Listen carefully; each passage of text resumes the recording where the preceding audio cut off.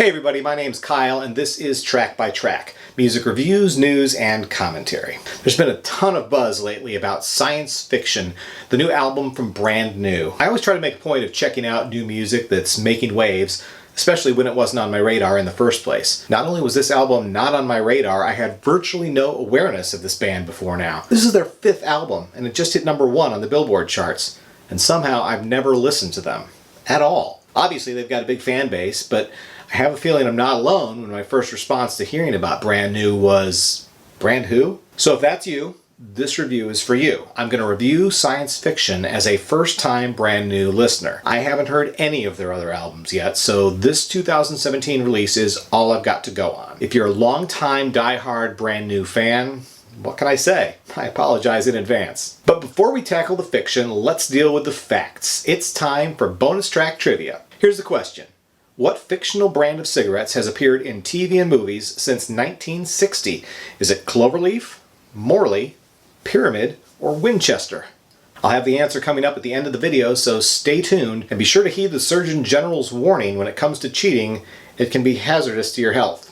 For the past 2 weeks, it seems like everybody has been talking about Science Fiction, the first album from Brand New in 8 years. For whatever reason, I knew nothing about this band, so I was more than a little surprised by all the buzz. I mean, there's plenty of acts I don't listen to that get all kinds of buzz when they put a new album out, but I usually have at least a casual awareness of their music. Not so with Brand New, which confused me. How could a band with this strong of a following have completely missed my attention? Not only that, but friends and bloggers whose taste I respect were really excited about this release. I felt kind of guilty for not being in the know. I suddenly had this hard case of FOMO, fear of missing out, on potentially great new music. Most of you are probably like, duh, it's Brand New, you loser. But for the few others like me, you loser, I figured I had to at least check this new album out. Science Fiction by Brand New dropped on streaming services on August 17th. The vinyl and CD versions come out in October. Now I've heard this band described as emo, or maybe that they used to be emo, but I don't necessarily hear that so prominently on this album. The vibe I get on Science Fiction is actually more of a mid to late 90s post-grunge sound. Now that's not a genre I usually get very excited about, but Brand New is doing something on this album that, for me, feels like it elevates the music above the norm. Science Fiction is an album, in the best sense of the word. With so many people just downloading their favorite songs and making playlists, it's refreshing when you listen to an album that feels this cohesive, rather than just being a collection of songs. Here you go, here's 10 or 12 of the most recent things we recorded. I don't get that sensation with Science Fiction. This is an album that's meant to be listened to from start to finish. I think that's very intentional on the part of the band.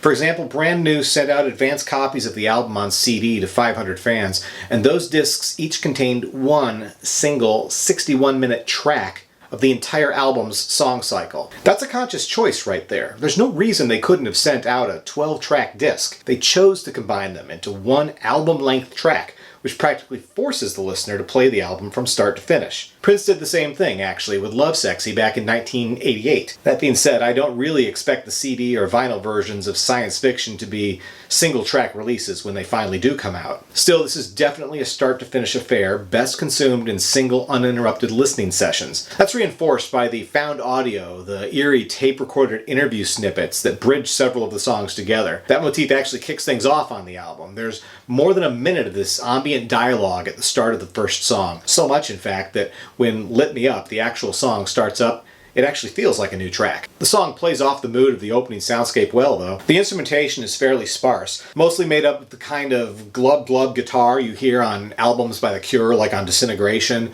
where the guitar sounds like it's underwater. Lyrically, the track title is a big tip-off that the song will be an exercise in metaphors, which is fine if the songwriter can deliver a good turn of phrase. Here, vocalist Jessie Lacey sings, "I burned like a witch in a Puritan town." That's a new one on me. Well played. Can't Get It Out picks things up a bit with these crunchy guitars that sound straight out of Nirvana's Heart-Shaped Box, again touching on that mid-90s sound. That applies to track 3 as well. Waste is built on a bluesy melody that sounds like Big Empty by Stone Temple Pilots. By the time we get to track 4, it's clear that loneliness is going to be a recurring theme. Could Never Be Heaven explores that feeling perhaps more explicitly than any other song on the album, but where we've heard so many other songs about being without you, which are in fact the words that follow the title in the lyrics, The you in this case may be plural. The song makes specific reference, not just to a wife, but also son and daughter. So there's a bit more depth of meaning here, and that's refreshing. For me, Could Never Be Heaven is where science fiction really starts to pick up. I think the best tracks are at the album's core, and track 5, Same Logic / Teeth, is a perfect example. It's definitely one of the album's highlights. I get echoes of Radiohead's Karma Police in the piano, and then flashes of the vocal rage of Linkin Park on the chorus. And then there's these unexpected elements that pop up, like background horns that suddenly appear on the second verse and chorus, or this pulsing electronic burbling that materializes during the final verse to sort of propel the song into its final twist with a tender acoustic guitar outro. Lyrically, the song is a warning about following down a familiar path and expecting to reach a different destination.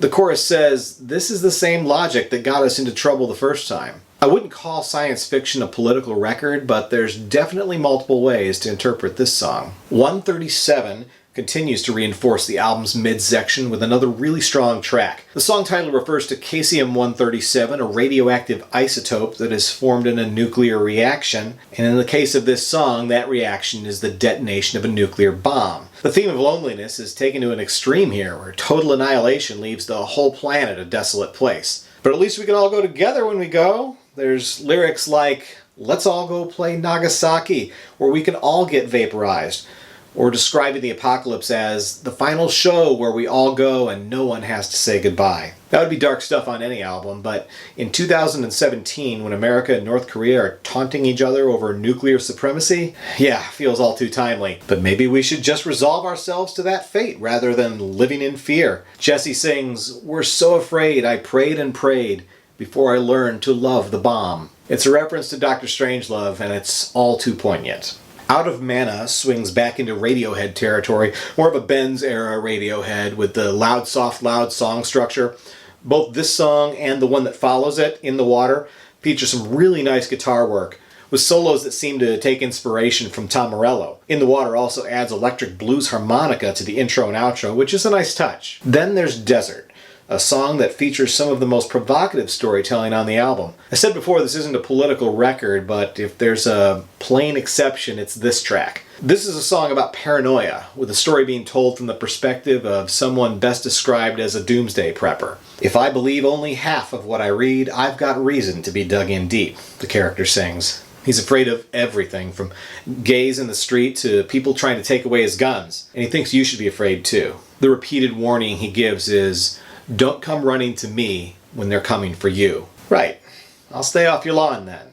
As the album begins to wind down, the last 3 tracks start to lose momentum. No Control is perhaps the weakest song on the album. It's another Nirvana-esque number, but I swear there's only 2 chords and 2 words in the entire song. No control, no control. Okay, there's more words than just that, but still. This leads into the last big hurrah on science fiction, the penultimate track on the album, 451. The song opens with a chugging blues riff that morphs into a sort of militant stomper on the chorus. I'm half waiting for Marilyn Manson to come along, chanting about the beautiful people. But there's a great guitar solo that just begs to be the highlight of a live show. I actually got a bit of a U2 vibe as the song reached its climax, aiming for epic stadium heights. It would be a solid concert closer, or even album closer. But that position goes to Batter Up. This song is a pretty big come down from 451. The mood and feel of the song is similar to the opening track, so maybe there's a coming full circle sort of thing going on. Still, this is the longest track on science fiction, clocking in at over 8 minutes, which feels just a bit too long. It doesn't help that the lyric is built around a cliche to begin with rather than a truly original sentiment. For me, this makes the song feel like a bigger stumble than it actually is. But there's these Phil Collins "In the Air Tonight" tom-toms that pop up during the second verse, so that's kind of fun, I guess. I'm being a bit harsh here, but I do think that for an album with such strong moments earlier on, this ending feels more than a little anticlimactic. Overall, Science Fiction by Brand New was a nice surprise for me. How these guys never made my radar before, I have no idea. But I also have no idea if this album is representative of their other 4 albums. I'm looking forward to finding out, though. If you're a fan, maybe leave a comment about what I should listen to next. And while you're at it, let me know what you thought of Science Fiction. Was it worth the wait? For me, on its own, this is a strong record with just a couple weak spots. So I'm giving Science Fiction by Brand New an X rating of 8. If, like me, you're new to Brand New, this album feels like a great introduction. definitely recommended listening. Alright guys, smoke 'em if you got 'em. It's time for the answer to bonus track trivia. The question was, what fictional brand of cigarettes has appeared in TV and movies since 1960? Is it Cloverleaf, Morley, Pyramid, or Winchester? The answer, of course, is Morley brand cigarettes. This iconic brand appeared as far back as Alfred Hitchcock's Psycho. It was the brand of choice for the mysterious smoking man on The X-Files and has recently been seen in the Twin Peaks revival series. Once again, my name's Kyle and this is Track by Track, music reviews, news, and commentary. If you like what you see, be sure to click that thumbs up icon below and subscribe because true music fans always want new releases the day they come out. Thanks for watching.